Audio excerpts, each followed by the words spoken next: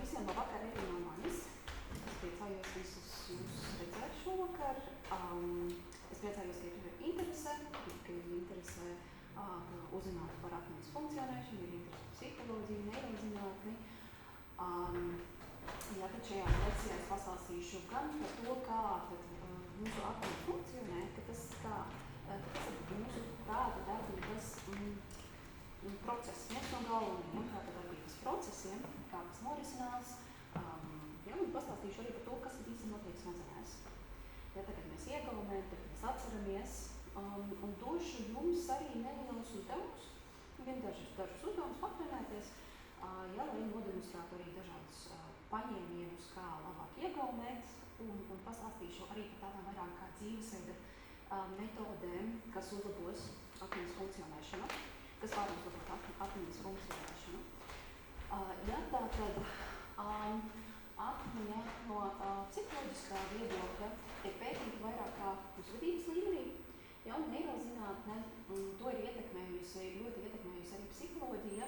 Neirozinātne ir diezgan jauna zinātne, to ir ietekmējusi ne tikai psiholoģija, arī fizioloģija, arī fizika.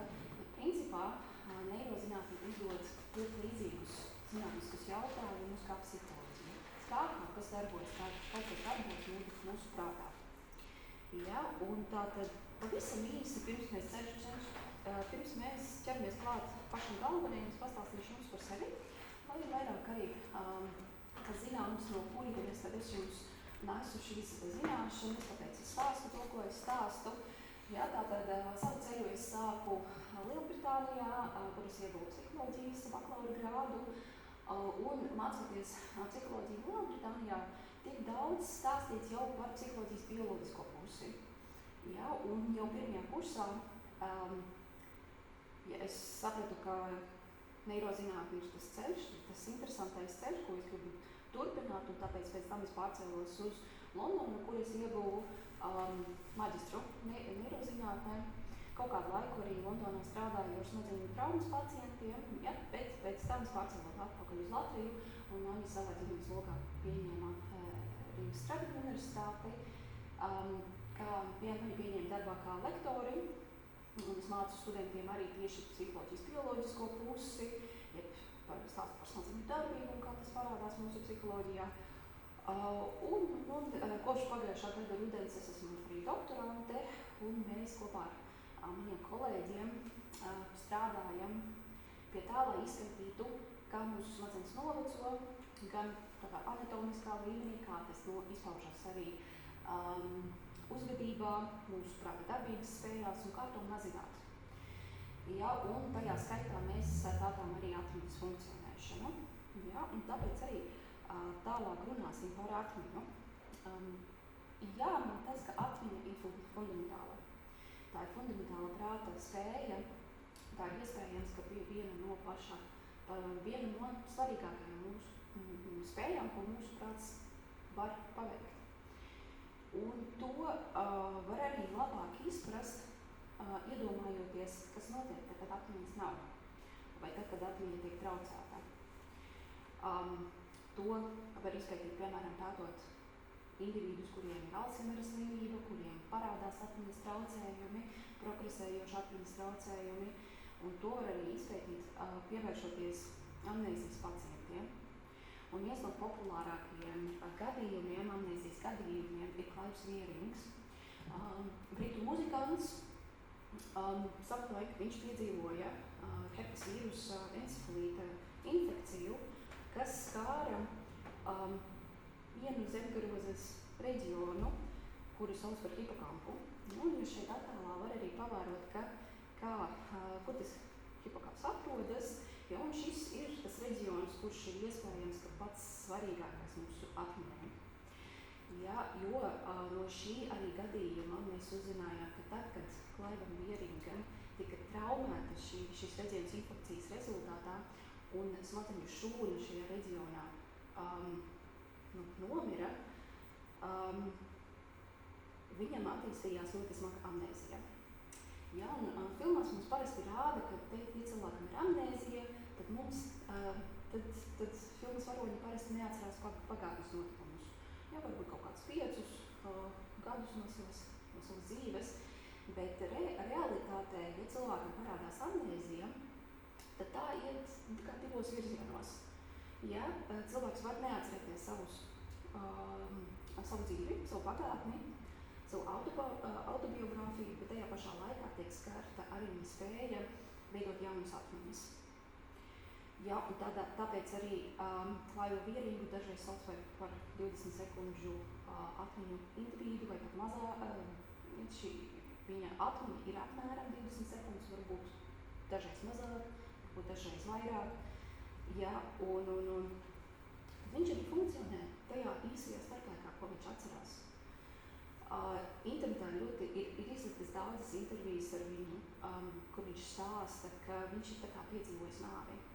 Viņš ir nomiris, bet viņš turpina eksistēt.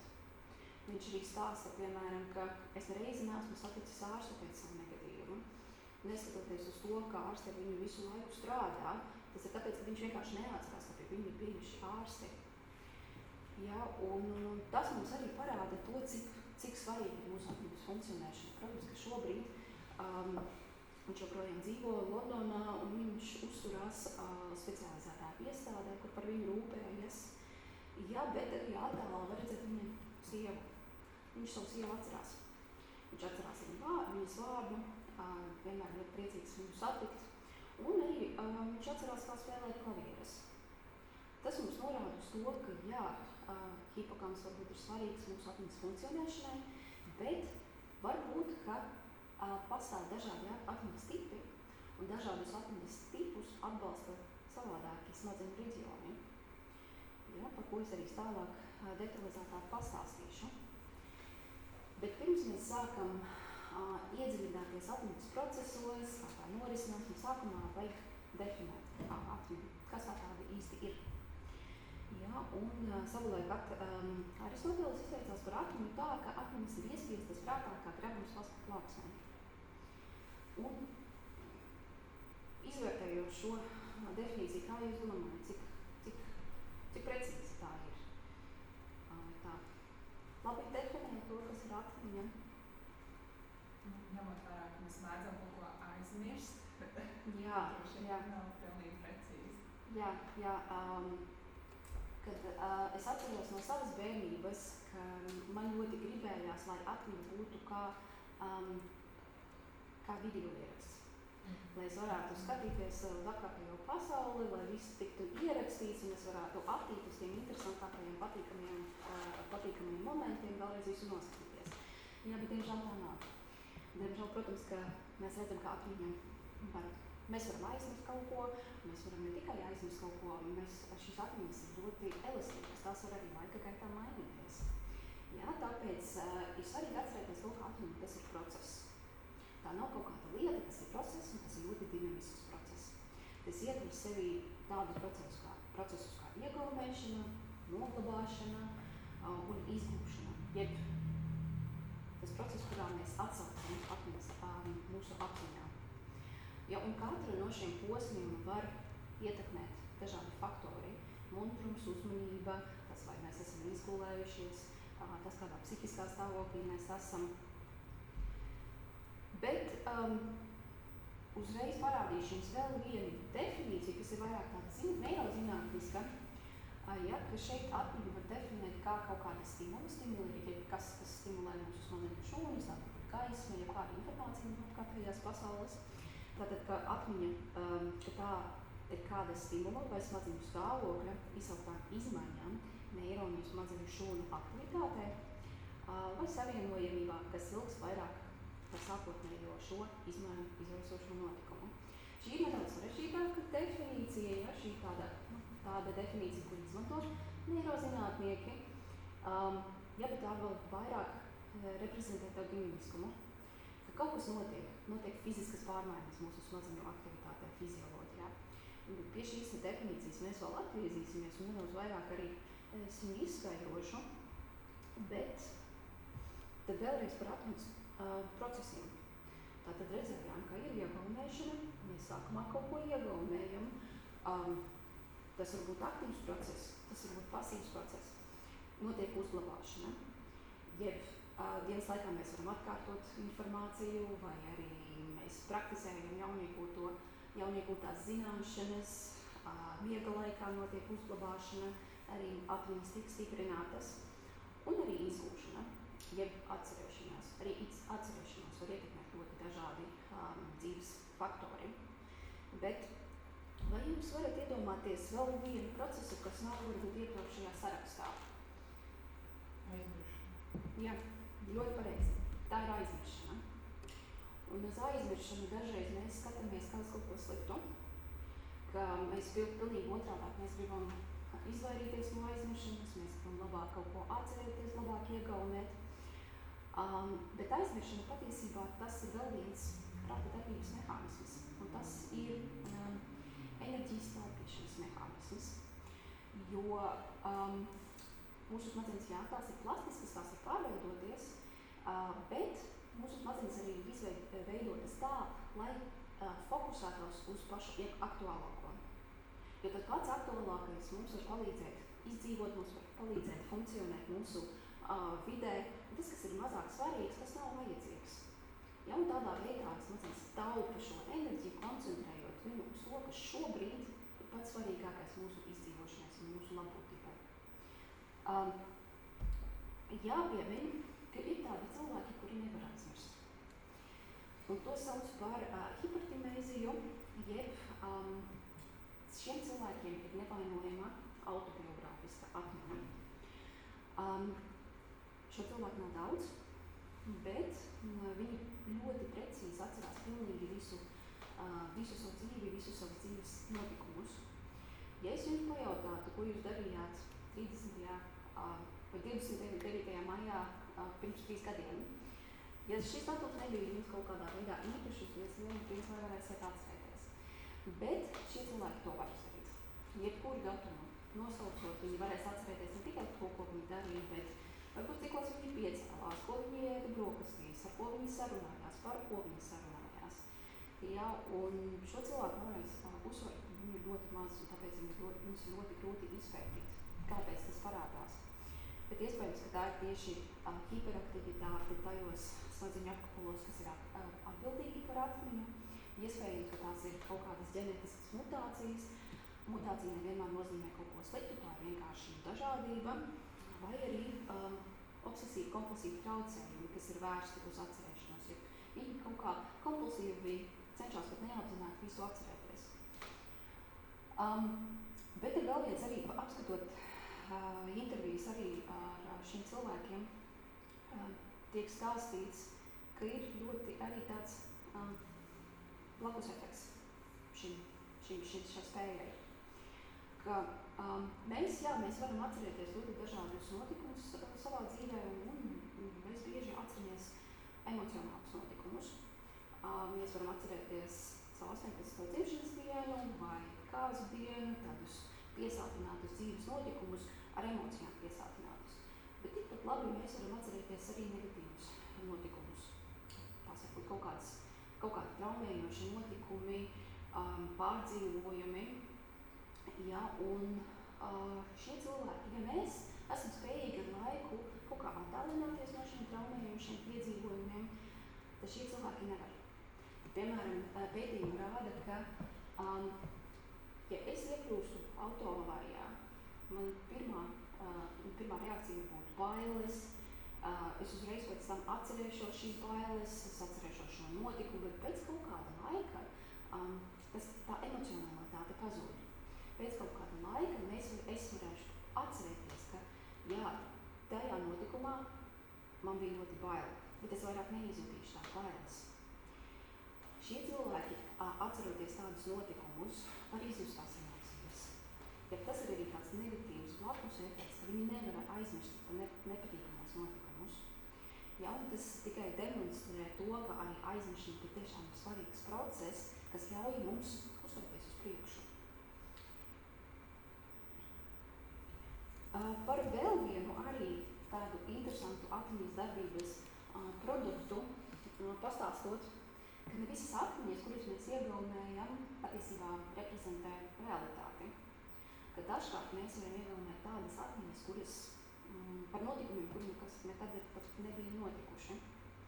Un tas tiek sauktas par viltus atmiņām, un kā jau arī jūs redzat, definīts, ka tās ir atmiņas par notikumiem, kas patiesībā nekad nav notikuši. Un, lai arī reprezentētu, es jums nedaudz pastāstīšu par vienu manu viltus atmiņu. Un šī viltus atmiņa, es viņai ticēju līdz kādiem gadiem 10, atgriežoties arī pie maniem bērnības notikumiem. Līdz apmēram gadiem 10 es biju pilnīgi pārliecināta, ka es esmu satikusi psihometriešus. Un interesantākais ir tas, ka es nevis vienkārši uzskatīju, ka tā notika, bet man bija ļoti konkrēta atmiņa ar ļoti tādām citām detaļām par to, ka tas notika naktī. Mēs tad ar ģimeni dzīvojām Degolas ielā, un es biju ielījusi pie vecākiem, gulējusi ar viņiem, man kaut kā negulējās. Un tad es paskatījos pa logu, un tur viņi parādījās. Tur viņi parādījās tādā, nezinu, es pilnīgi varu atcerēties, iztēloties to viņu siluetu, ka viņi uz mani skatījās, un pēdējais, ko es atceros, ka es tā kā paslēpos zem segas. Un es tiešām tam ticēju. Un ja jūs varat padomāt, ka varbūt es biju bērns un kaut kā tas man ietekmēja tā bērna domāšana. Un pēc tam pieaugot, protams, es sāku nedaudz apšaubīt, gan jau, ka tas nenotika, gan jau, ka tas bija kaut kāds sapnis vai fantāzijas, un tikai tādā veidā es apšaubīju pati šo atmiņu. Un pēc tam, kad es iemācījos par viltus atmiņām, domāju, jā, tā droši vien, ka tā arī bija. Bet ir parādīts, ka tas notiek arī pieaugušajos, ka ir iespējams pat kaut kādā veidā manipulēt, kā citi cilvēki, pieauguši cilvēki, inteliģenti cilvēki iegaumē informāciju. Un jau 70. gados pētniecību par viltus atmiņām uzsāka amerikāņu psiholoģija Elizabete Loftus. Un viens no pirmajiem pētījumiem, kas tika veikts, dalībniekiem tika parādīti videoklipi, videoklipi ar autoavāriju, kur satriecās divas mašīnas. Ja, un pēc tam, kad videoklips beidzās, dalībnieki tika apsēdināti, viņiem tika uzdots jautājums. Ar cik lielu ātrumu mašīnas ietriecās viena otrā? Ja, un šis vārdiņš ietriecās tika mainīts dažādiem dalībniekiem. Citiem dalībniekiem tika uzdots jautājums, cik lielu ātrumu mašīnas saskrējās, vai sadūrās, vai saskārās, ja tie līmeņi, cik liels tas spēcīgais trieciens bija, mainījās. Un dalībniekiem tad bija jānosaka tas ātrums. Jūs iespējams, ka jau novēršat, ka šis vārds ļoti ietekmēja atbildes. Ka tad, kad tika pajautāts, vai ar cik lielu ātrumu mašīnas ietriecās, tas vērtējums bija daudz augstāks. Bet atkal, ja tika pajautāts, ka mašīnas vienkārši saskārās, tad tas vērtējums, ātruma vērtējums bija zemāks. Un vēl tālāk tika uzdot arī papildus jautājumi par to, vai jūs redzējāt stiklu, sasistu stiklu. Un arī šeit šie vārdiņi ietekmēja atbildes. Ja tika izmantots vārds ietriecās, tad dalībnieki atbildēja, bija lielāka varbūtība, ka dalībnieki atbildēs, ka tiešām bija sasists stikls. Neskatoties uz to, ka tajā videoklipā stikla vispār nebija. Ja, un tas arī demonstrē, ka mūsu atmiņas tik tiešām ir elastīgas, un tās viņas dažādi faktori var ietekmēt, un arī tas konteksts un vide, kā mēs prezentējam informāciju, kā mēs uztveram informāciju, būs atkarīga no šiem faktoriem. Ja, un tagad es gribu parādīt nelielu schēmu un pastāstīt par dažādiem atmiņas tipiem. Te ir daudz informācijas, bet mēģināšu nedaudz tā sagrupēt un pastāstīt par katru no atmiņas tipiem. Sākot ar maņu orgānu atmiņu, ja, lai mēs kaut ko vispār iegaumētu, mums ar to jāsaskaras, ar informāciju jāsaskaras. Un mēs to darām ar mūsu maņām. Mēs kaut ko ieraugam, kaut ko sadzirdam, tad apmēram 1 sekundi tad tas atrodas maņu atmiņā, ja, un ja tas ir kaut kas nesvarīgs, tad mēs to pat nemanām, bet ja tas ir kaut kas aktuāls, šobrīd mums ir jāpievērš tam uzmanību, tad tas nonāk tad tas nonāk īslaicīgajā atmiņā. Man labāk patīk termins īstermiņa atmiņa. Jā, un mēs varam arī redzēt, ka šeit uzreiz ir norādīts, ka tā ilgst apmēram 1 minūti. Kā mēs arī redzējām ar Klaivu Vierīgu, ka viņam tik bija saglabājusies īstermiņa atmiņu, un tāpēc viņš varēja funkcionēt tās apmēram 20 sekundēs. Ja, un īstermiņa atmiņa ir ne tikai ierobežota laikā, bet ir ierobežots arī tās informācijas vienību skaits, ko mēs varam vienā brīdī paturēt savā prātā. Bet, ja tā ir interesanta informācija, vai tā mums ir vajadzīga informācija, tad pēc tam tā tiek aiziet uz ilglaicīgo, ilgtermiņa atmiņu. Ja mēs varam iedomāties, ka īstermiņa atmiņa ir tas kubiciņš, ko mēs šobrīd vienā brīdī paturam rokā, bet ilgtermiņa atmiņa ir tad, kad mēs šo kubiciņu noliekam un noglabājam.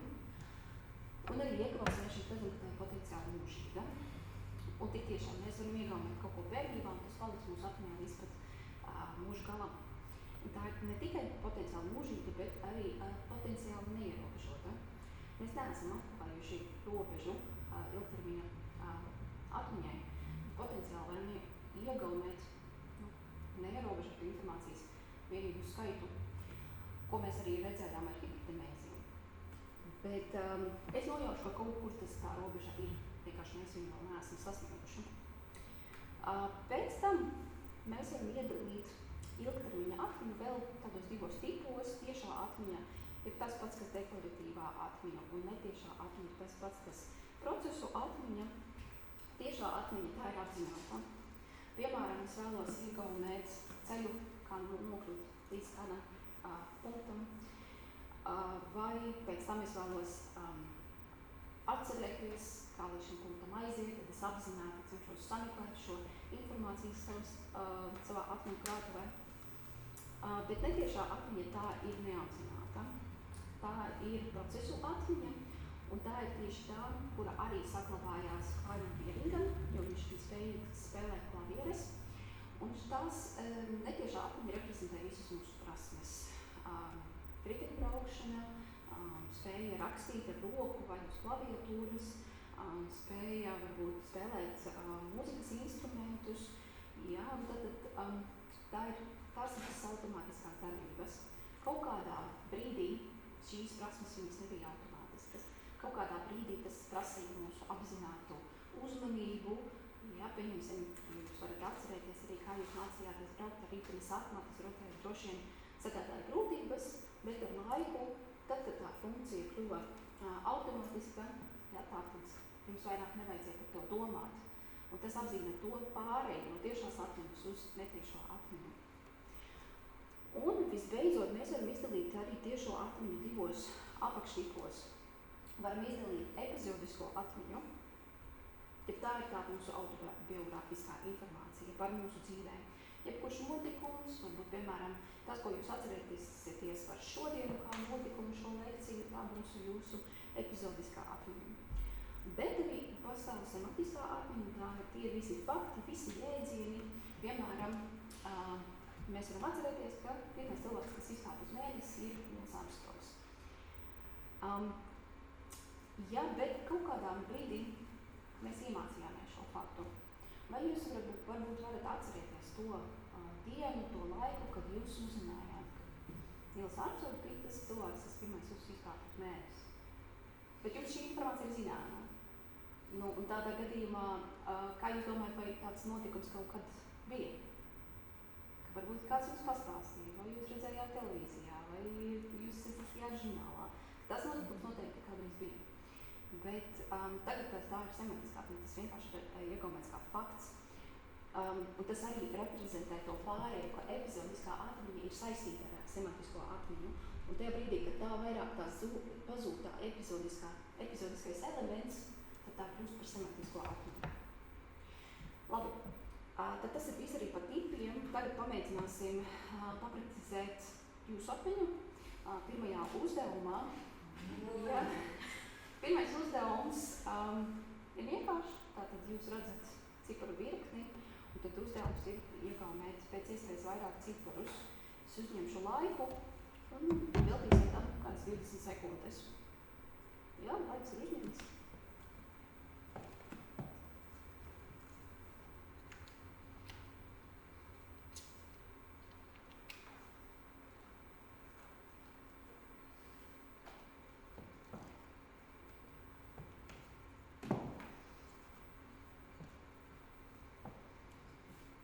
Tā, laiks iztecēja, un tad kāds varbūt būs drosmīgs un varēs nosaukt viņš šos ciparus.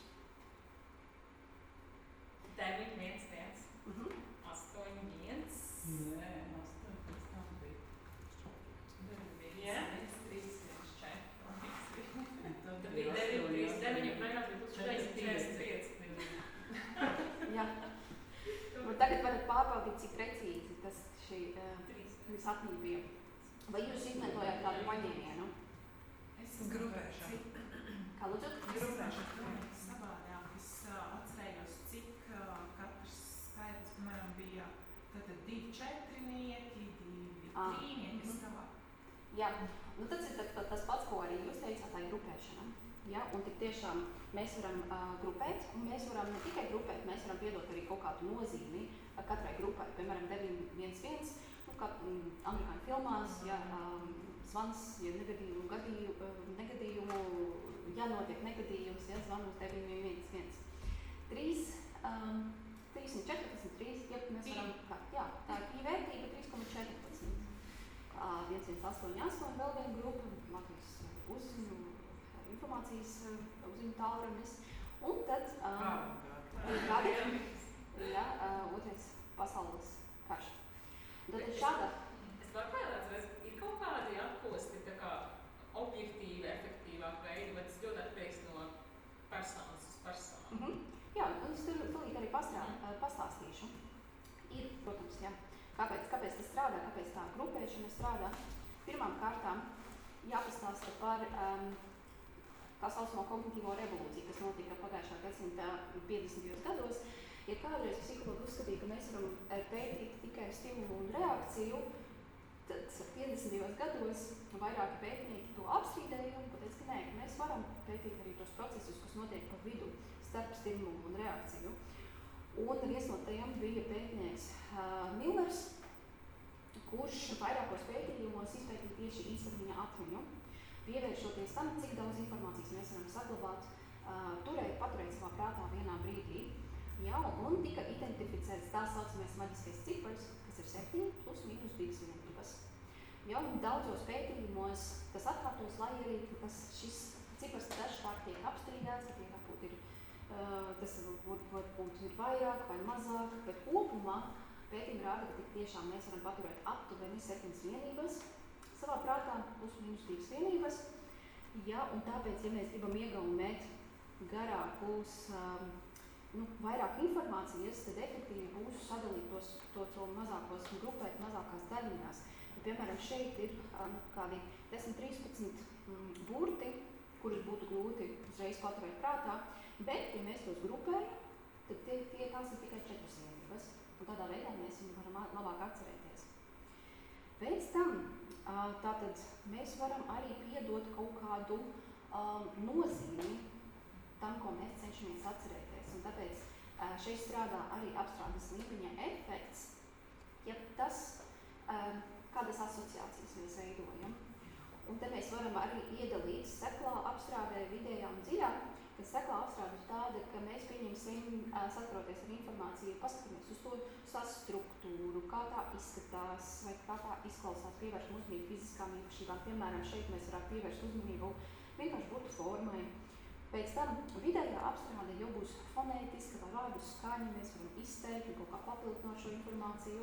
Dziļā apstrāde būs atkal jau semantiska. Un te ir tas moments, ko mēs piedodam asociāciju, piemēram, iepriekšējā piemērā, ko nozīmē 911 vai 1188. Ja? Un tātad ir zināms, ka jo dziļāka ir šī apstrāde, dziļāks apstrādes līmenis, jo labāk mēs to varam arī iegaumēt. Un pati dziļākā apstrāde ir semantiska, bet mums personīga. Ja mēs varam izveidot asociācijas ar kaut kādu nozīmi, ja šī nozīme ir mums individuāli, kaut kā aktuāli, tad mēs iegaumēsim informāciju vislabāk. Labi, un tad paturpinot, tagad atgriezīsimies pie tās definīcijas, kur es jums jau rādīju. Vēlreiz tātad runājot par atmiņas neirozinātnieki definē atmiņu kā kaut kāda stimula izsauktām izmaiņām neironu aktivitātēm, kas ilgs vairāk nekā sākotnējais izmaiņu izraisošais notikums. Ja? Tad, ko tas īsti nozīmē? Iegaumējot informāciju, šis smadzeņu reģions, par kuru es jums arī jau stāstīju, hipokams, tajā veidojas jaunu šūdu savienojumu. Ja, tātad, starp citu arī jāmin, ko tad īsti apzīmē šis vārdiņš. Hipokams tas ir grieķu vārds, un kādam neiroanatomistam tas izskatījās pēc jūras zirdziņa. Ja, un hipokams arī grieķu valodā arī ir jūras zirdziņš, un tāpēc to tā sauc. Bet to mums ir divi. Viens katrā smadzeņu puslodē. Ja, un tātad, tad, kad mēs kaut ko iegaumējam, šajā reģionā smadzeņu šūnas kļūst aktīvas. Tās sāk savā starpā komunicēt. Komunikācijas vienība ir elektrība. Tas nozīmē, ka mūsu smadzeņu šūnas nodod elektriskus impulsus viena otrai. Un tad, kad viņas savienojas šādā veidā ar elektriskiem impulsiem, veidojas neironu ķēdes. Un šīs neironu ķēdes arī sāk reprezentēt konkrētas atmiņas. Un tad pieņemsim, jūs iemācāties to informāciju, ka hipokams, no grieķu valodas nozīmē jūras zirdziņš, tas ir svarīgs smadzeņu apgabals atmiņai, tad jums šajā reģionā ir aktīvas kaut kāds šūnu kopums. Tās varbūt kāds tūkstotis šūnas, kas savā starpā aktīvi komunicē. Pēc tam rīt, ja jūs varēsiet atcerēties šo vārdu un šo nozīmi, šīs pašas šūnas būs aktīvas. Ja, un šīs pašas šūnas atkal nodos vienotrai elektriskos impulsus, un tādā veidā jūs atsauksiet to informāciju atmiņā. Bet, kā mēs jau redzējām ar Klaivu Vieringu, ka viņam hipokams bija traumēts. Viņš bija pilnīgi disfunkcionāls, bet viņš tāpat varēja atcerēties savu sievu, savus agrīnās dzīves notikumus. Un tas mums pasaka priekšā, ka hipokams nav vienīgais, kas ir svarīgs atmiņai. Un tik tiešām pētījumi ir parādījuši, ka sākumā, kad mēs iegaumējam informāciju, jā, tā informācija tiek noglabāta hipokampā, pēc tam tā it kā tiek pārlādēta, jeb tā nogulsnējas jau mūsu smadzeņu garozā.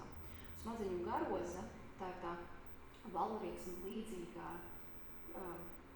līdzīgā smadzeņu virsma. Un tādā veidā mēs arī tās vecās atmiņas varam labāk atcerēties kaut kādus savus bērnības notikumus. Un līdzīgi mēs varam redzēt arī Alzheimera pacientiem. Alzheimera pacientiem arī tiek traumēts hipokams, smadzeņu šūnas mirst šajā reģionā, un viņiem ir līdzīgs stāvoklis amnēzijai. Bet atkal viņi var atcerēties savas dzīves sākuma posmus.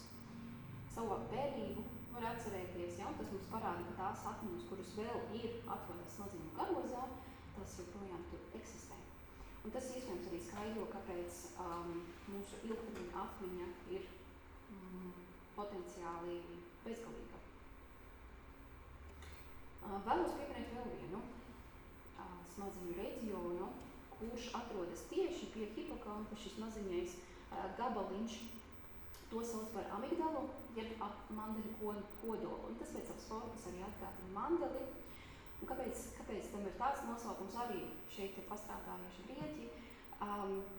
Jo amigdala nozīmē mandeli. Ja, un šis reģions ir atbildīgs par emocijām. Jeb šis reģions ir aktīvs, kad mēs izjūtam bailes, agresiju vai prieku. Ja, un šis reģions nevelti atrodas tieši ļoti tuvu hipokampam, jo emocijas, kā mēs zinām, pastiprina atmiņas. Ja, un tad šūnas, kas atrodas amigdalā, spēcīgi savienojas un arī elektriski stimulē tās šūnas, kas atrodas hipokampā. Un tādā veidā, tā, kad mēs izjūtam emocijas, mēs tos notikumus, kurus mēs piedzīvojam emocionālā brīdī, atcerēsimies labāk. Un pēdējais arī nedaudz vairāk detalizētāk pastāstīt, pamatots, kā tad īsti notiek šī atmiņu iegaumēšana mūsu smadzeņu šūnās. Ja smadzenes dažkārt mēs iedomājamies kā kaut kādu orgānu, kā objektu, bet par to labāk domāt kā kaut kādu tīklu. Ja, jo smadzenes sastāv no aptuveni 85 miljardiem šūnu. Tas ir ārkārtīgi liels skaits. Un tās šūnas ir savstarpēji saistītas, savienotas. Un tāpēc smadzenes tas ir tīkls. Un kas tad notiek tad, kad mēs veidojam atmiņas?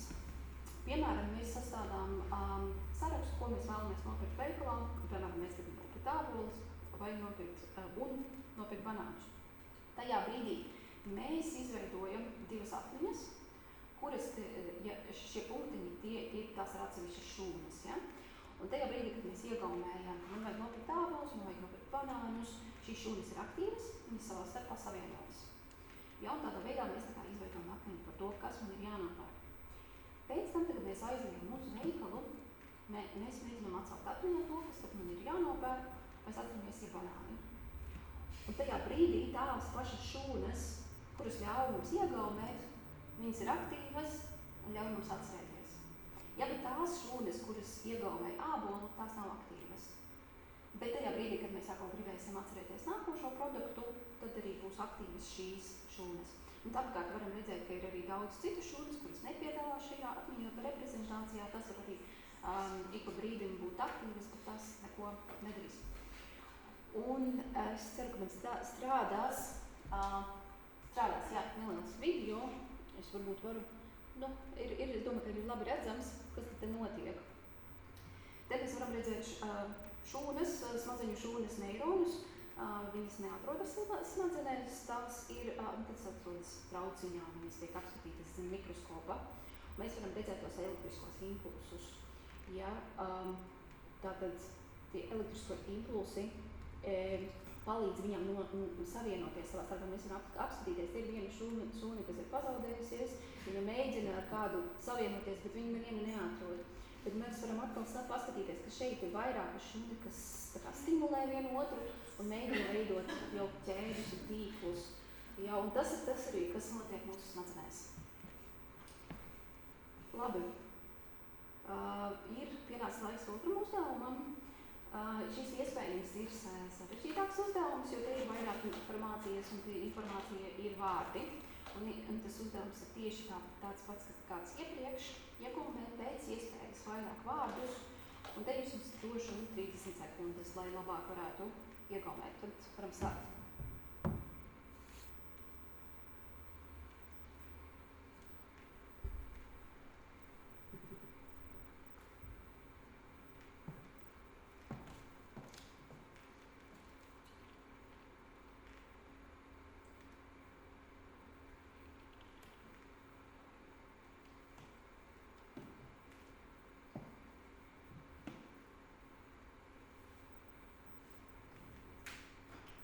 Labi, laiks ir iztecējis un mēģināsim atcerēties.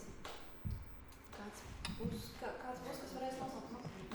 Vienalga kādā kārtībā, to, ko jūs varat atcerēties. Ielūgums ēna pasts. Reklāma. Saruna, papīrs saruna. Papīrs saruna. Apraksti. Valoda tradīcija. Realitāte, valoda tradīcija pēdējais 3. Ja. Redziet, jūs demonstrējat tieši to, ko es gribēju jums stāstīt. To sauc par agrīnumu un nesenuma efektu. Ja to informāciju, ko mēs redzam sākumā, un to informāciju, ko mēs redzam beigās, mēs iegaumējam labāk. Un to, kas ir pa vidu, tas ir tā nedaudz miglaini. Tāpēc tie vēlēšana sarakstotiem pirmajiem un pēdējiem. Jā. Lūk, un tad arī šo var izmantot kaut kā savā labā. Piemēram, es saviem studentiem stāstu, ka ja jūs mēģināt mācīties eksāmenam, jūs mēģināt mācīties varbūt no grāmatas, jūs sākumā izlasat visu nodaļu, bet pēc tam nākošais, kad jūs viņu lasat, sākat lasīt no vidus. Jo tā vidusdaļa ir tā, ka jūs sliktāk atcerēsieties. Ja, un visus šos paņēmienus var izmantot savā labā. Tātad šie ir tie daži triki. Būs vēl viens pēdējais uzdevums, bet pašās beigās Bet tagad es gribu pastāstīt jums par dzīvesveidu metodēm. Ko jūs varat izdarīt, tās vairāk nebūs tādi triki, bet ko jūs varat izdarīt, ko jūs varat savā dzīvē praktizēt, lai nodrošinātu to, ka jūsu smadzeņu darbība kopumā ir labāka un lai jūsu atmiņas darbība ir labāka. Tad pirmām kārtām tas ir labs miegs. Jā, kāpēc miegs? Kāpēc miegs? Jo, ja mēs iegaumējam jaunu informāciju, mēs to varam dienas laikā atkārtot, bet miega laikā šī informācija atkārtojas atkal. Un tā atkārtojas smadzeņu šūnu līmenī daudz ātrāk, ja tās šūniņas, kas ir atbildīgas par jaunizveidotajām atmiņām, būs aktīvas miega laikā. Un tās stimulēs vienu otru daudz ātrāk nekā nomodu laikā. Ja, un to ir parādījuši vairāki pētnieki, ka, pieņemsim, mēs iegaumējam, tā tiek noglabāta informācija hipokampā, un pēc tam miega laikā aktivizējas smadzeņu šūnas smadzeņu garozā. Ja, un tad veidojas lielākas, plašākas neironu ķēdes tieši miegā. Un ko nozīmē labs miegs? Pirmām kārtām jārunā par miega kvalitāti. Un ja tās ir 7-8 stundas, ko iesaka, ko rekomendē. Protams, ka daudzi uzskata, ka man pietiek ar 5-6 stundām un tad viss ir kārtībā. Bet tomēr pētījumi rāda, ka 7-8 ir tas optimālais, sākot ar 7-8. Miega laikā smadzenes ir ļoti aktīvas. Ja mūsu muskuļi varbūt atpūšās, atslābinājušies, smadzenēs notiek daudzi procesi, un tās ir patiesībā pat daudz aktīvākas nekā dienas laikā. Notiek daudzi atjaunošanās procesi, attīrīšanās procesi, un šiem procesiem, lai izietu visiem cauri, ir nepieciešams šis garais laiks. Bet otrs ir miega kvalitāte. Pētnieki vairāk, jo mūsdienās tiek pievēršas kvalitātei, miega kvalitātei. Miega kvantitāte ir svarīga, bet kvalitāte ir tikpat svarīga. Ko tas nozīmē? Ka ir svarīgi pieturēties pie konkrēta miega režīma. Piemēram, ja es ceļos uz darbu 7, tad es katru dienu ceļos 7. Ja es eju gulēt 11, katru dienu es eju gulēt 11. Jau tas diapazons apmēram pusstunda. Ja es varu, pieņemsim, iet gulēt no 10:30 līdz 11. starplaikā. Pie šī miega režīma ir jāpieturās un arī brīvdienās. Ja, un tas arī nodrošinās to, ka mūsu smadzenes var sagatavoties laicīgi. Viņas ieprogrammējas pielāgojas šim režīmam, tad, kad pienāk laiks 11, jau notiek sagatavošanās procesi, smadzenes sagatavojas, ka tūlīt būs miegs, ja, un viņas tā kā prognozē, ka tūlīt jau vajadzēs sākt tos procesus visus, kas ir jāizdara miega laikā. No rīta nepieciešama gaisma un vakarā nepieciešama tumsa. Un tas arī signalizēs smadzenēm, kas notiek apkārtējā vidē. Piemēram, ja mēs redzam gaismu, tas signalizē smadzenēm, ka ir jāpamostās, ka ir jāuzsāk citi procesi, piemēram, jāizdala konkrēti hormoni, lai varētu veicināt nogurumu, un līdzīgi arī vakarā. Ja gaismas ir mazāk, tas arī signalizē smadzenēm, ka, pieņemsim, ir jāizstrādā tāds hormons, kurus saucam melatonīnu, kurš ļauj mums iemigt. Ja, un smadzenes zina, ka, ja ir tumšs, tas nozīmē, ka man jāsāk strādāt un izdalīt šo hormonu. Ierobežota kofeīna un alkohola patēriņš. Kofeīns tas ir skaidrs, tas ir stimulants, tas atrodas mūsu sistēmā apmēram no 4 līdz 12 stundām, katram ir individuāli. Ja, un tad, ja mēs uz vakaru dzeram kofeīnu, tas var traucēt mūsu miegam. Protams, ka ir tādi cilvēki, kuri var izdzert kafijas, tasīt un aiziet gulēt, bet tas norāda, ka varbūt jums ir augsta tolerance vai arī ātri tiek pārstrādāts kofeīns. Bet alkohols. Maldīgi daudzi cilvēki domā, ka iedzerot viena glāzi pirms miega, es labāk iemigšu un labāk gulēšu. Un tik tiešām varbūt mēs atslābinamies un varam ātrāk iemigt. Bet miega laikā mēs atkal izējam daudziem procesiem cauri. Un varbūt mēs pat guļam tās 7-8 stundas, mēs neizējam, smadzenes nevar iziet cauri tiem procesiem. Tad tas ir tā kā, maldīgs miegs, mēs it kā guļam, bet tie procesi netiek paveikti. Guļamistabu var iekārtot konkrētā veidā, lai tā būtu tumša, lai tā būtu vēsa. Kāpēc vēsa? Jo mūsu organisma temperatūra pazeminās, kad mēs gatavojamies un miegam. Un, lai to atbalstītu, arī telpai vajadzētu būt vēsai.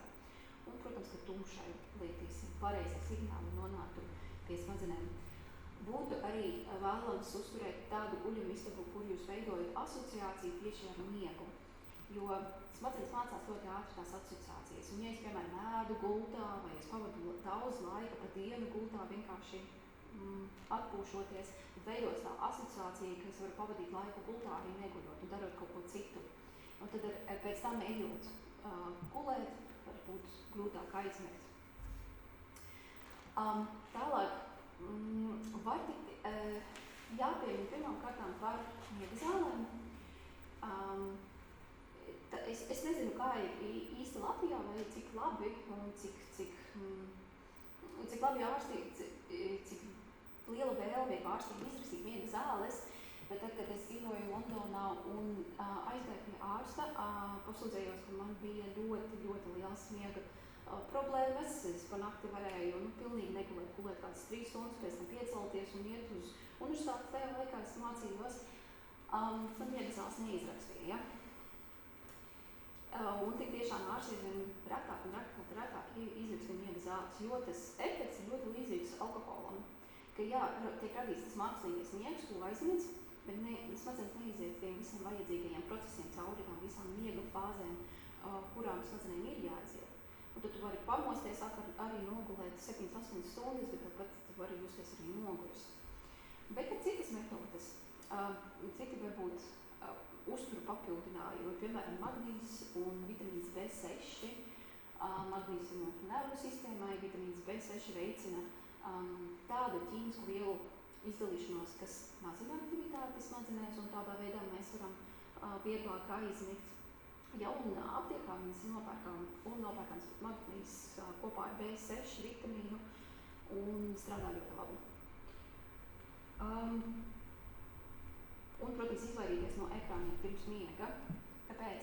Tāpēc, ka ekrāni rada to mākslīgo gaismu, un tā ir zilā gaisma, kas nāk mums no ekrāniem un rada maldinošus signālus mūsu smadzenēs. Tāpēc, ja pieņemsim, jūs izmantojat telefonu, tad ir svarīgi uzlikt to opciju, ka viņš kļūst zeltains. Jo tās dzeltenās krāsas ir asociētas vairāk ar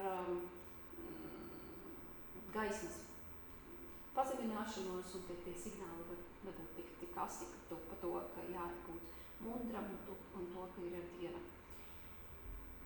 Tālāk, kas vēl? Tātad miegs pirmām kārtām, bet pēc tam ir jāpiemina arī fiziskā aktivitāte. Un šeit es vēlos arī minēt dažus konkrētus pētījumus. Fiziskai aktivitātei ir 2 efekti. Pirmām kārtām tas ir ātrais efekts, ko mēs varam iegūt uzreiz pēc fiziskās aktivitātes, ko arī parādīja šis minētais pētījums, kura rezultātus jūs varat arī redzēt. Šeit tika pētīti studenti, un tātad pētīta smadzeņu aktivitāte pēc 20 minūšu sēdēšanas un salīdzināta ar smadzeņu aktivitāti pēc 20 minūšu pastaigas. Un tās aktīvās zonas, tās siltākās krāsas atzīmē aktīvākas zonas, un tas parāda, ka smadzenes ir aktīvākas pēc pastaigas, pēc fiziskās aktivitātes. Un tas ir saistīts ar to, ka mums palielinās asinsrite, un tā smadzeņu darbībai ir nepieciešama asinsrite, asinis, jo tās piegādā uzturvielas, piegādā skābekli. Tas viss ir nepieciešams optimālai funkcionēšanai. Bet ir arī otrs efekts fiziskai aktivitātei, un tas ir vairāk tāds anatomisks un ilgtermiņa. Bieži vien neirozinātnieki izmanto peles un žurkas savos pētījumos, jo pēc tam, pēc dažādām manipulācijām ir iespējams pēc tam atvērt tās smadzenes un paskatīties anatomiskā līmenī, kas ar viņām noticis. Un šis konkrētais pētījums izmantoja peles, un šīs peles tika ieliktas tādā kā baseinā. Ja šajā baseinā viņas nevarēja aizsniegt pamatu, viņam nācās peldēt. Bet šajā baseinā atradās arī platforma. Šī platforma nav redzama pelēm, atrodas nedaudz zem ūdens. Tādā veidā to pelē ir jāpeld apkārt, līdz viņi var atrast to platformu. Viņi atrod, viņi nostājās. Un, protams, ka tika parādīts, ka jo biežāk tu to pašu peli liec tajā baseinā, ātrāk viņa iemācās, un pēc tam viņi uzreiz peldēs uz to platformu, lai glābtos. Tātad, ko šis pētījums parādīja? Peldēšana tika pētīta kā fiziskā aktivitāte, tā ir kardioslodze. Pēc tam arī pelēm ir hipokampi. Tie hipokampi tika izpētīti, tika novērots, ka smadzeņu šūnas bija vairāk pēc fiziskās aktivitātes, pēc ilgstošas fiziskās aktivitātes, pēc peldēšanas. Un tas patiesībā bija jauns atklājums, jo kādreiz mēs uzskatījām, ka mēs piedzimstam ar visām smadzeņu šūnām, kas mums var būt dzīves laikā. Smadzeņu šūnas neatjaunojas, tās neparādās nedzimst dzīves laikā, bet šis pētījums parādīja, ka fiziskā aktivitāte var stimulēt jaunu šūnu ģenerēšanos tieši hipokampā. Un tas bija tiešām tāds ļoti interesants un jauns atklājums. Kāpēc? Jo tas stimulē augšanas hormonu. Fiziskā aktivitāte stimulē augšanas hormonu, kas kaut kādā iemesla dēļ ietekmē tieši hipokampu. Un tad kāda fiziskā aktivitāte tiek pētīta? Pirmkārtām tāpat ir kardioslodze, skriešana, peldēšana, riteņbraukšana. Un ja šī fiziskā aktivitāte stimulē šo augšanas hormonu un var notikt jaunu šūnu ģenerēšanās hipokampā. Bet kā es minēju, ka daudzi šie pētījumi tiek veikti tieši uz pelēm, uz žurkām, un šāda tipa slodzi vienkārši ir vieglāk izpētīt. Jo ir daudz vieglāk likt, piemēram, žurkai peldēt vai arī skriet tajā ritenī, bet ir daudz grūtāk viņai likt darīt kaut ko citu. Un tāpēc pētījumi par svaru celšanu vai spēka treniņiem ir nedaudz palika novārtā, bet mūsdienās pētnieki ir pievērsušies arī šim fiziskās aktivitātes tipam un parādījuši, ka efekts ir līdzīgs. Bet efekts ir vairāk saistīts arī ar to pašu asinsriti, ar muskuļiem, ka muskuļi uztur asinsriti. Bet, protams, ka mūsdienu pasaulē nevienmēr sanāk, nevienmēr ir laiks, nevienmēr ir motivācija vai spēks. Un tāpēc ir jāpiemina arī pastaigas. Ja nevar neko citu, tad vismaz pastaigas. Jo pētījumi ir parādījuši, piemēram, ar vecākiem individiem vai individiem, kuriem ir Alzheimera slimība, ja viņiem likt regulāri iet pastaigās, tad viņiem ir ļoti līdzīgi efekti. Un tas parādās tieši atmiņas darbībā. Regulāras pastaigas gan vecākiem individiem, gan arī individiem ar Alzheimera slimību var uzlabot atmiņas darbību. Un mēs varam gaidīt arī to pašu efektu jebkurām vecuma grupām un individiem bez slimībām un traucējumiem. Bet kas vēl? Kas vēl bija jāpiemina arī labs veselīgs uzturs? Par veselīgs uzturs tas ir strīdīgs jautājums, ko vajag ēst, ko nevajag ēst. Vienu brīdī pētījumi rāda, ka vajag ēst vairāk olas, un otrā brīdī pilnīgi pretēji.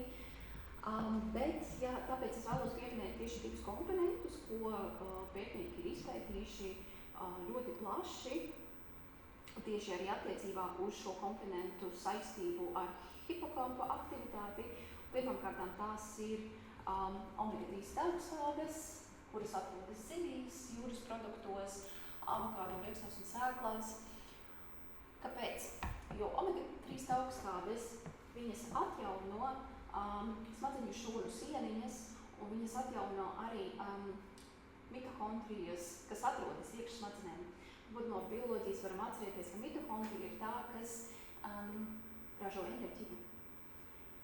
Un otrs komponents ir antioksidanti, kas atrodas augļos, dārzeņos, piemēram, melanīns, brokoļos, spinātos, burkānos, kartupeļos. Un arī šiem komponentiem ir līdzīgs efekts, kas tie veicina, mazina šo oksidācijas procesus, un rezultātā šūnu darbība tiek uzlabota.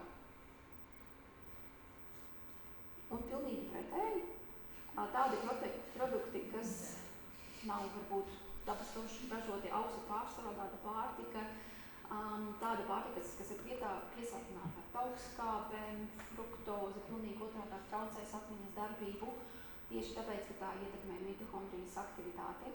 Un te ir paradoxāli, jo vairāk mēs ēdam, jo vairāk mēs uzņemam tās kalorijas, jo vairāk mums vajag.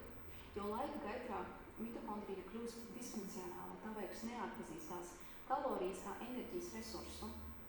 Ja? Tāpēc pēc iespējams mazāk. Dažreiz jau var, protams, panašķoties, bet tas tā nevajadzētu būt uztura bāzē.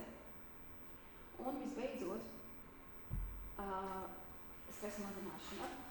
Stress ir ļoti liela ietekme uz atmiņas funkcionēšanu un smadzeņu darbību kopumā, bet ne viss stress.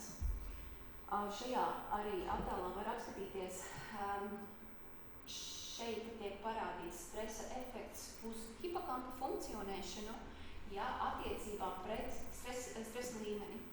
Un mēs varam redzēt, ka viegls stress patiesībā veicina hipokampa aktivitāti, tas veicina motivāciju, mundrumu. Pēc tam varam paskatīties arī vidēja stresa līmenī.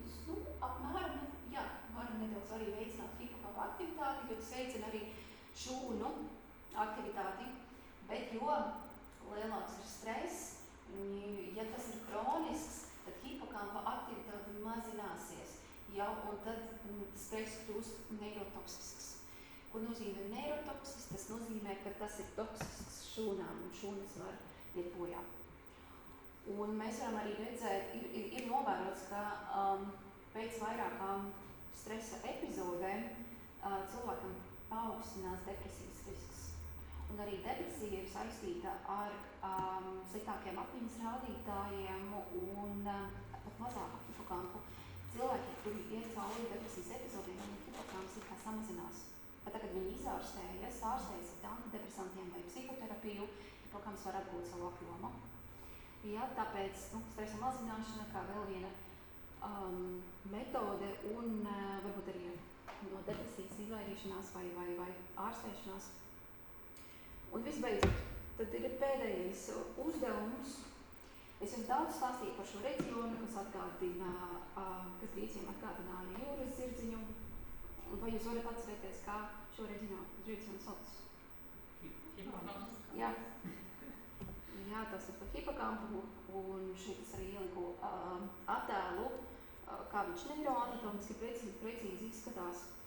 Bet es jums daudz mazāk stāstīju par vēl vienu reģionu, kurš atgādina mandeli, un ir saistīts ar emocijām. Varbūt jūs varat atsaukt atmiņā, kā tos amigdala vai jeb madeļkodols. Un tas nodemonstrē to, ja mēs veidojam asociācijas un veidojam varbūt bildītas prātā, mēs mēģinam iztēloties to kaut kādu objektu, kas arī veicinās iegaumēšanu. Ar to arī pabeigsim un pie secinājumiem. Tātad pie secinājumiem atgriezīsimies pie tā, ka atmiņa ir dinamiska. Tas ir process, un tas ir dinamisks process, elastīgs process, un tas ir ļoti svarīgs mūsu prāta darbībai. Mūsu smadzenes tas ir dzīves orgāns. Tas var reorganizēties laika gaitā, un mēs paši veidojam jaunas atmiņas un fiziski mainam mūsu smadzeņu fizioloģiju un anatomiju. Nostiprinoties smadzeņu šūnu savienojumiem, arī veidojas atmiņas, veidojas neironu ķēde, kas reprezentē šīs atmiņas. Un lai mēs varētu atsaukt šīs atmiņas mūsu apziņā, mūsu šīs neironu ķēdes arī aktivizējas. Labs miegs, fiziskā aktivitāte, veselīgs uzturs, stresa mazināšana var uzlabot smadzeņu darbību kopumā un uzlabos arī atmiņas darbību. Un kā redzējām, arī tādas metodas kā asociācija veidošana, informācijas sadalīšana, grupēšana, vai piesaistīšana vizuāliem objektiem veicinās informācijas iegaumēšanu un pēc tam arī atcerēšanos. Tie daži izmanto to avotu saisi, cik saprotu, šī prezentācija būs arī pieejama Jā, tad šeit es arī ievietoju dažas saites uz video, piemēram, par Klaivu Bieringu, dokumentālu filmu par hipertimēziju un arī tas video, ko jūs mums rādījāt, to kā veidos jaunu smadzeņu savienojumu. Jā, un tagad es pateikšu paldies par jūsu uzmanību, un ja ir kādi jautājumi, es ar prieku atbildēšu.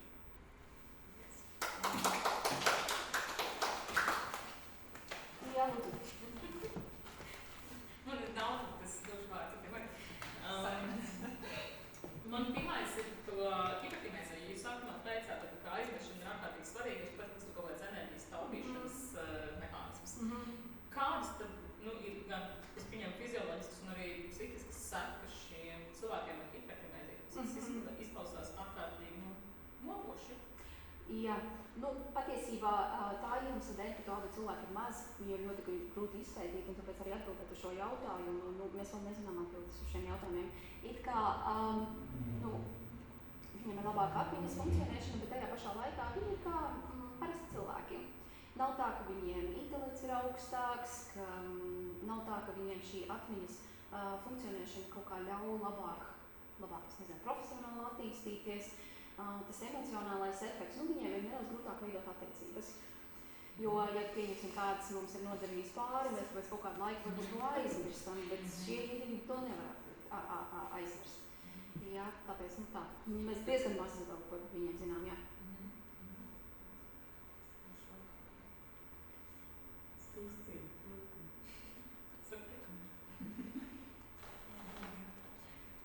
Par bildes atmiņām.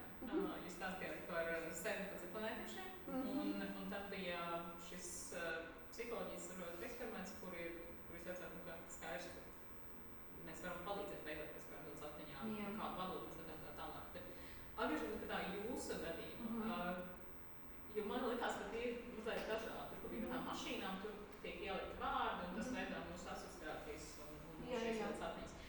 Bet kas, teiksim, ir pamatāmāks, daudziem ir kaut kāds bērnības atmiņas. Man viens ir tas, ka es, teiksim, nespēju nošķirt, vai tās ir manas vecāka atmiņas vai manas. Tas man vecāki kaut kad ir izstāstījuši, un man liekas, ka tiešām tās manas.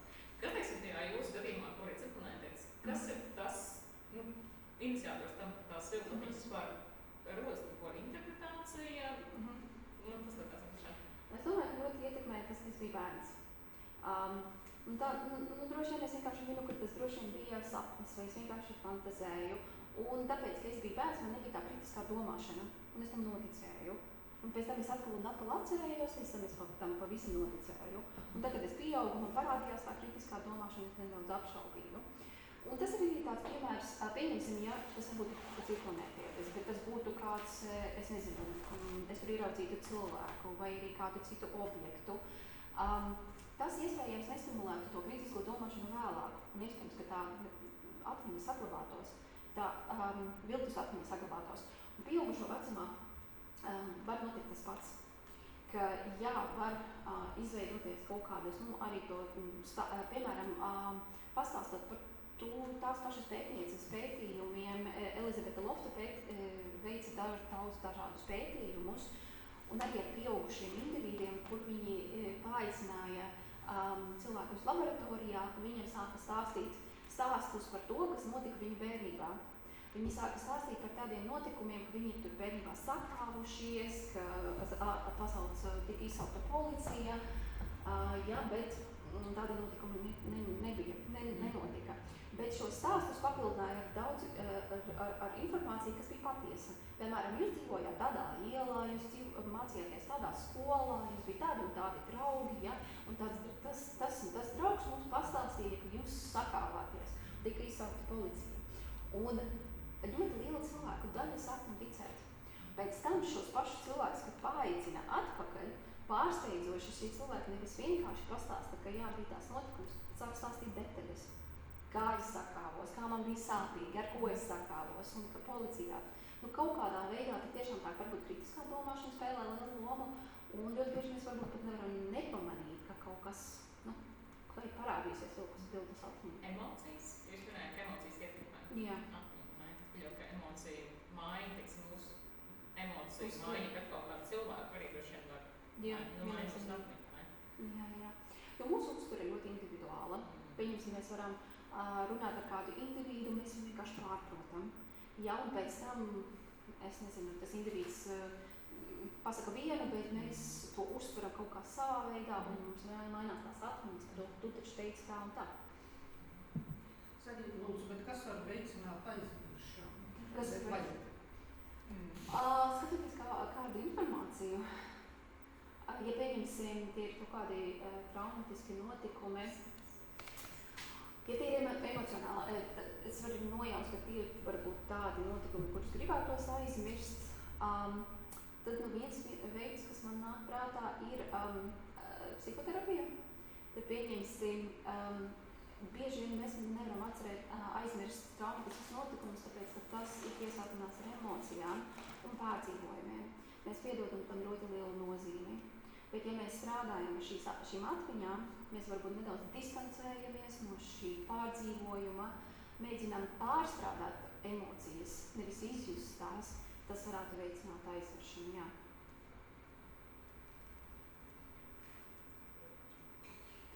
Ja es pareizi sapratu, tad liela nozīme, lai kaut ko atcerētos vai iemācītos ir iztēlē. Lai veidot asociācijas? Jā, jūs minējāt, ka asociācijas jāveido, tas tā kā ir viens no mehānismiem, kā piemēram muzeja ekspozīcijas strādā. Mūsu paša ekspozīcijā viena no tādām leģendārākajām vietām ir viduslaika pilsētiņa. Tā tad ir uzbūta tā pilsētiņa, kura veicina to iztēlošanos, kā varēja būt, vai iztēloties, kā izskatījās kaut kādas manipulācijas, kas ir tā kā vēsturisks zināms fakts.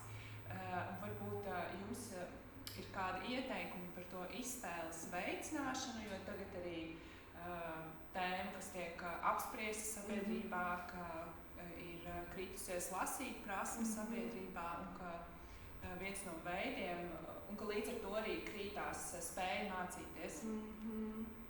Un ka viens no veidiem, kāpēc tā notiek, ir tāpēc, ka pazūd kaut kādi sociāli instrumenti vai apstākļi, kā mēs iztēlojamies lietas. Un tad varbūt līdzīgi kā ar ēdienu vai aktivitātēm ir kaut kas, kas to iztēli palīdz trendēt vai asociācijas veidot. Es tev šeit tikai spekulēšu, es neesmu iedziļinājusies pētījumos, bet iztēle. Es varu iedomāties, ka tā var būt tikai praktizēšanās. Ja ir nepieciešams tā kā bagātināt savus tos stimulus, ar kuriem mēs sastopamies, bagātināt to informāciju, ar kuru mēs sastopamies. Ja, un man liekas, ka pieņemsim, ja mēs uzturamies kaut kādā vienā konkrētā vidē visu laiku, tad tā iztēle mums ir ierobežota uz to vidi. Bet, ja pieņemsim, tad par konkrētu piemēru mēs dzīvojam visu dzīvi vienā pilsētā, bet te mēs pēkšņi izdomājam, ka es pārcelšos uz Itāliju. Un te man ir tik daudz jaunas informācijas, un jauni stimuli, un jaunas perspektīvas, un tas varbūt var arī veicināt šo iztēli. Bet patiesībā, kas man ir zināms par iztēli, ka te ir ļoti liela individuālā dažādība, ka daži cilvēki it kā no dzimšanas ir vairāk spējīgi labāk iztēloties.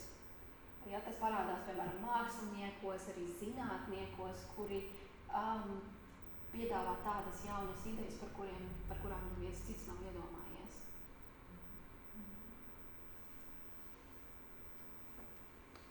Tev vēl ir kāds jautājums sarakstā? Man pavisam īsi par tām tēlēm, ka jūs rādījāt, vai ir klīniski pētījumi par fizisko slogu cilvēkiem, un kuri nav demences, teiksim, pacienti? Cilvēkus izpētīt ir daudz grūtāk. Es tāpēc gribēju jautāt, kāpēc? Jā. Vienīgais veids, kā izpētīt cilvēkus tāpat, ir pētīt viņu pēc autopsijas. Ja cilvēki piekrīt ziedot savas smadzenes pēc nāves, un tāpēc tādi pētījumi ir daudz retāki. Bet mums ir citi pētījumi, kas izmanto skenēšanas metodes, piemēram, magnetiskās rezonances attēlu veidošana, kur nav nepieciešams izņemt smadzenes un pētīt. Mēs varam paskatīties uz to aktivitāti, kamēr cilvēks mēģina iegaumēt, atcerēties, un te ir līdzīgi rezultāti, ka pēc aktivitātes, pēc fiziskās aktivitātes, piemēram, mēs varam tiešām redzēt, ka palielinās hipokampa apjoms pēc regulāras, pēc kaut kāda ilgāka perioda, un arī tā aktivitāte, momentā tās šūniņas ir aktīvākas tiem individiem, kuri ir fiziski aktīvi.